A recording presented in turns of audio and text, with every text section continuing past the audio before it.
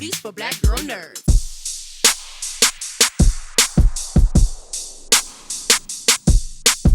Thank you guys. I'm so happy that you guys are together and of your own will and of your own accord. That's always great. What I enjoyed about this is, we've been told so many times through our life, don't talk to people online. Don't meet people online. You don't know who you're talking to. Meet them the traditional way. And maybe the traditional way is not so safe anymore either. Beginning with you, Daisy, like what kind of a box would you put this in? Is it a modern cautionary tale? Is it sort of retro in its approach to dating because it kind of flips those tenets on its ear that we've been told for so many long in the dating realm?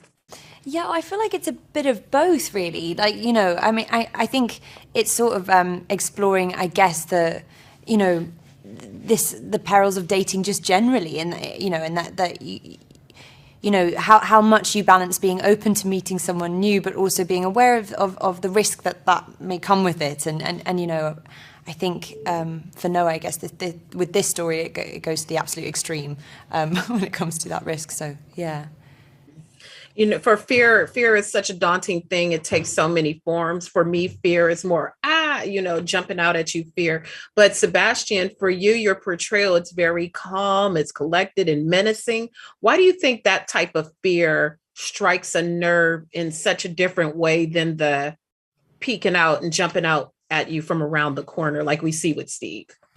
Well, I think because it shows somebody who's desensitized to some extent, and then that is more unsettling because then they're clearly comfortable in what they're doing, and that therefore, I guess you could assume more dangerous because of that. Anytime, I guess someone would be more thoughtful in what and put thought in that thing, because I think what you're referring to is that initial sort of more manic thing is a fight or flight situation. You could say it's more of a primal reaction that somebody might have, but if it's calculated and it's thought out, then it feels very scary from that point of view. Back over to you, Daisy, for Noah.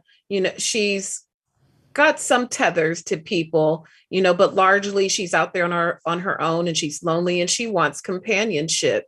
What do you think is the vulnerability that is on her that is apparent to someone like Steve?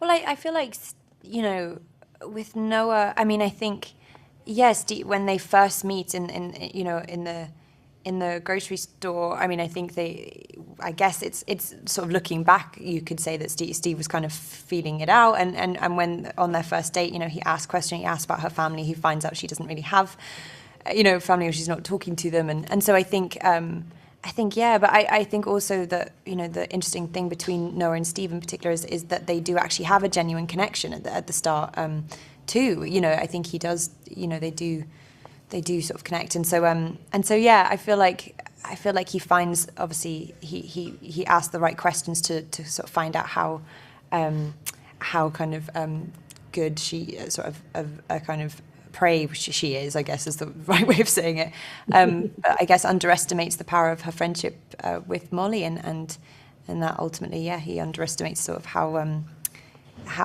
strong that bond is, and that that's what through, yeah. Yeah, I mean, I looked at I read a lot of books on narcissism, and I looked and sort of this sort of psychopath kind of condition, and sort of like serial killers and things that I was researching, and one of the things that they had in common is that they're always trying to find out personal information by revealing something about themselves, by saying, oh, I have this thing going on, and in the hopes that you're going to, because that's how they're learning constantly about you. So those beginning scenes, even though that's what's scary and terrifying, right? Because you don't know each other. You're asking questions. You're going, where are you from?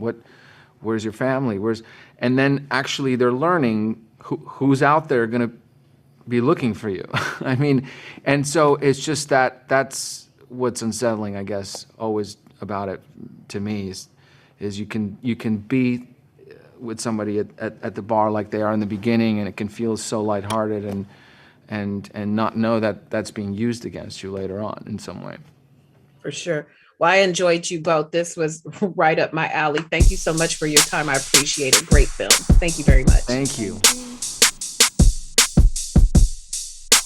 Thank Yeah, you I so know, much, right? You get Mimi and comfy. Jojo, for your time. You guys look lovely. So do you. How you doing? Very good. Thank you. I enjoyed this so much. I love horror. I like suspense. I like a intuitive, smart best friend. And I love the overall moodiness of the film. Beginning with you, Jojo, what is too far to go? To what lengths will you go in your personal life to check on your bestie? How often are you checking in just to make sure that they are okay and everything is sounded right?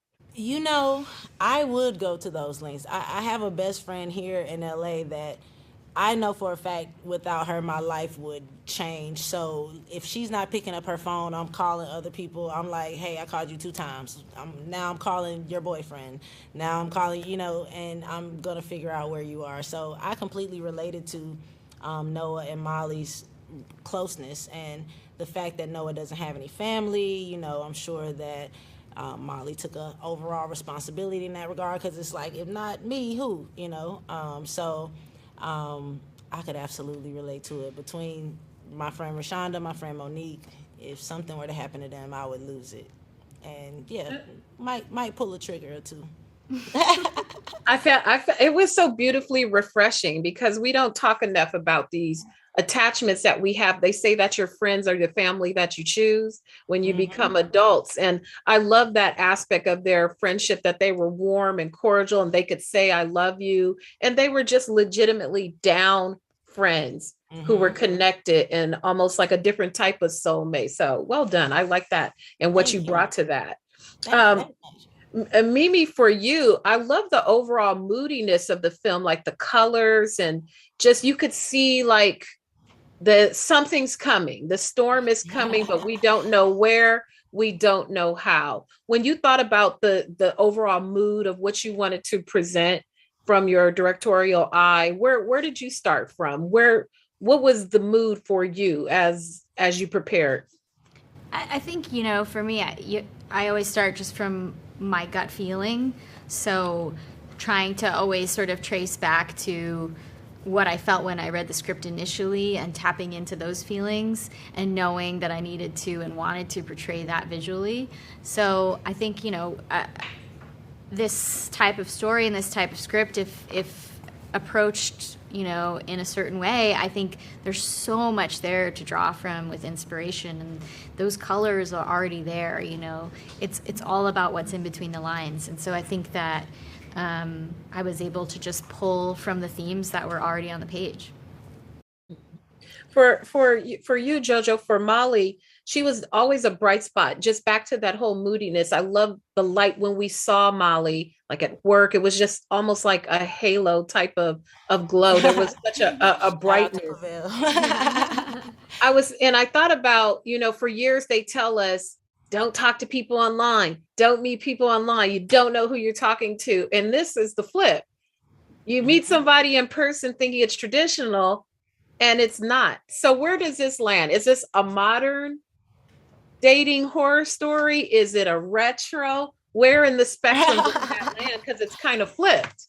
Yeah. I unfortunately would say it's modern because there are still women having these experiences. I saw the other day this woman went on a date on like Tinder, and her family is still trying to figure out where she is, and the police won't do anything about it. They won't investigate. So even to the thing of like, why didn't Molly call the police? Sometimes the police don't act fast enough, or they Right. have no interest in it at all because of circumstances like that where they're like, well, she went on a date, she voluntarily went, and it's like, are women not allowed to date, to Yeah, pursue? do you need to bring all your friends with you to a Right, first yeah, date? like, am I supposed to bring a knife with me? Like, what is the, maybe shit. I mean, Yeah. but I think that is, something to speak to, is like, you know women deserve to feel safe, and you shouldn't feel otherwise just because you're doing something that's such human nature, which is looking for love, looking for companionship, you know? So, and yeah, in 2022, most people do it through social media or dating sites. So I do think that the storyline is relevant. I do think the stylization of the movie at times feels old school just because of the lighting and a lot of the really Like dope, awesome old unique. school. Yeah, like no, that like Quentin Tarantino, like cool, unique. You know, you know what I'm saying? Messing with you. Well, I loved it. And the house was I loved jamming it too. for sure. Yes, Thank you. We built that house it was a dope piece by piece. set. Yes. Well, I thank you ladies for your time. I love horror, so this was right up my alley, and I appreciate you Thank you, talking to me. and thank you for giving it so much love, because I've been following you and you've been such a big advocate, so I really appreciate it. Oh, thank you so much. Take care. You too. Better shake your booties for black girl nerds. Better shake your booties for black girl nerds.